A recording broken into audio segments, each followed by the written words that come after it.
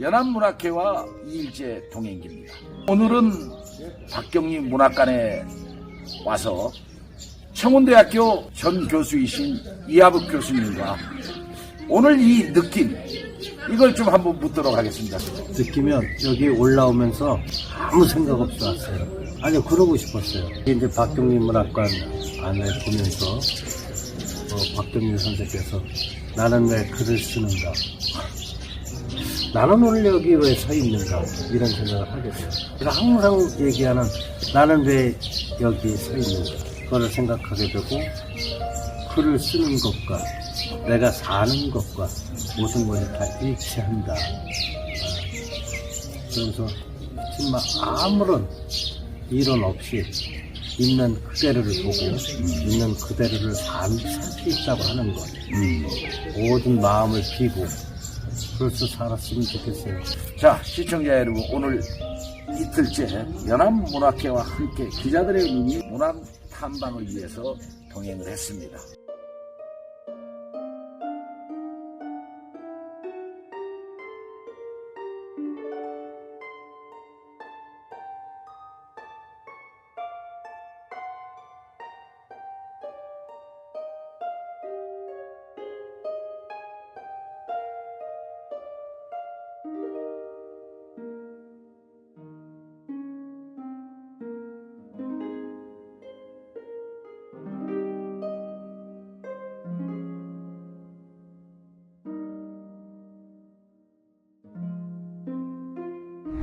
시청자 여러분, 연합문학회 문학기행을 마치고 이제 기자들의 눈도 스튜디오로 돌아왔습니다. 이번 문학기행에 대해 마지막 설명을 드리고자 스튜디오에 앉았습니다. 기사로도 이미 보도가 됐지만 4월에 봄비가 토지에 촉촉히 내렸지만 연합문학회 19명 소설가 시인 등의 발걸음은 영원한 민족의 혼 흔적을 찾아 지난 20일부터 1박 2일 여정은 더 깊은 문학을 갈망하며 수백 킬로의 쟁걸음을 이어갔었습니다. 본 기자도 옆에서 똑똑히 보았습니다. 박경리 토지 및 최명희 혼불 작가를 만나고자 기꺼이 술로의 노고를 마다하지 않았다는 사실입니다.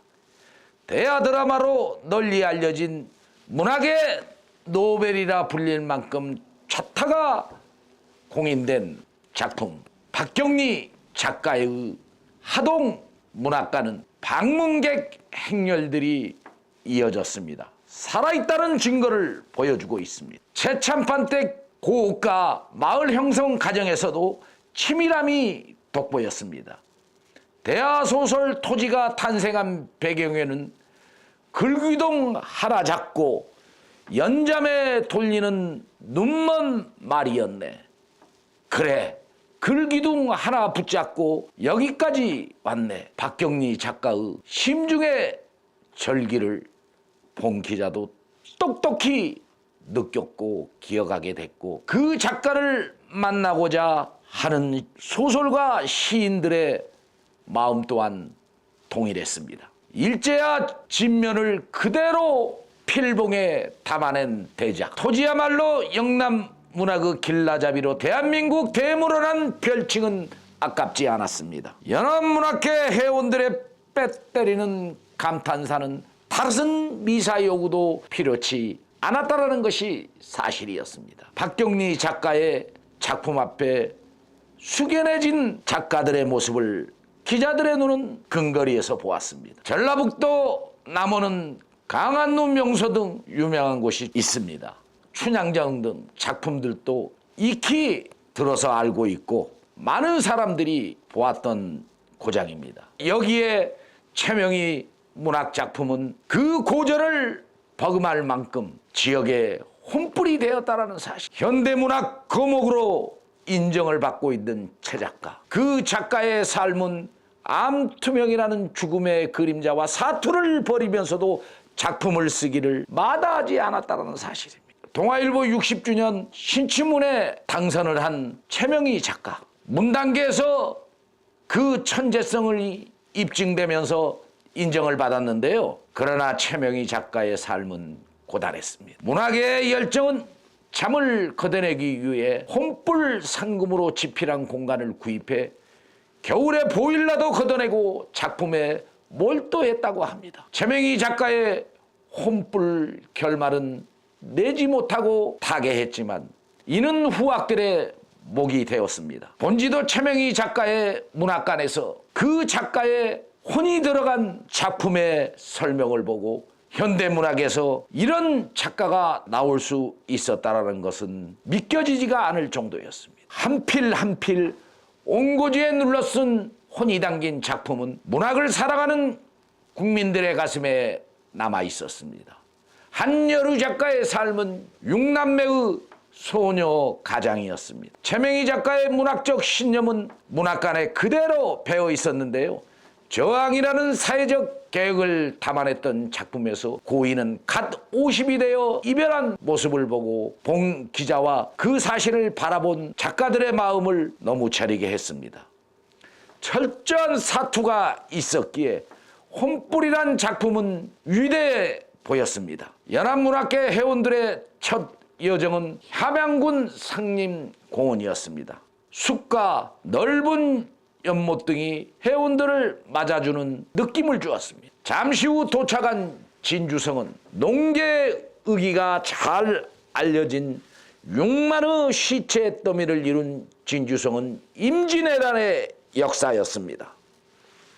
오는 5월 3일부터 6일까지 농계축제가 개최되는데요. 축성된 성으로 들어가자 난강은 도도히 흐르고 있었습니다. 또 그 옆에는 촉성루가 보였는데요. 왜 침략의 기생으로 알려진 농계가 침략자 장군과 함께 촉성루에서 떨어졌던 내용의 비사들이 여기저기에 스며 있었습니다.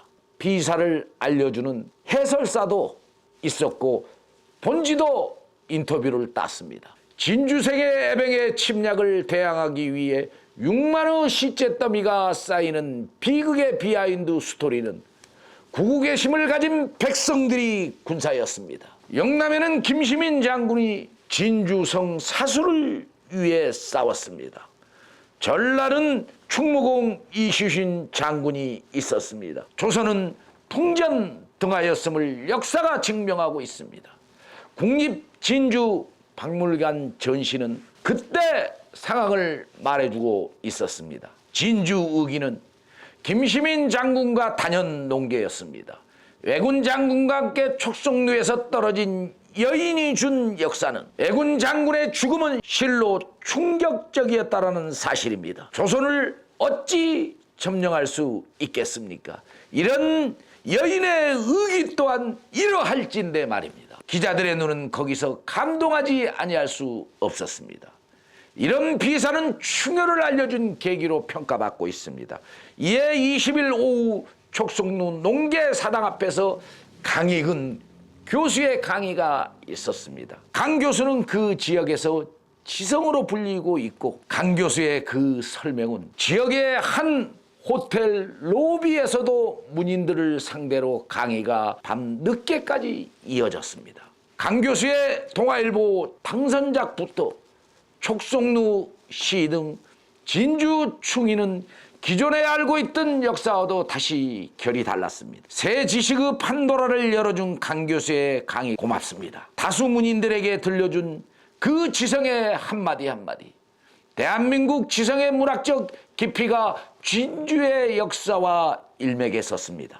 노구에서 품어져 나오는 열정은 뜨거웠습니다. 진주가 영남의 추요충기란 사실적 탈해를 풀어주었습니다. 강 교수의 농계의기는 촉성루 시에서도 그대로 배어 있었습니다.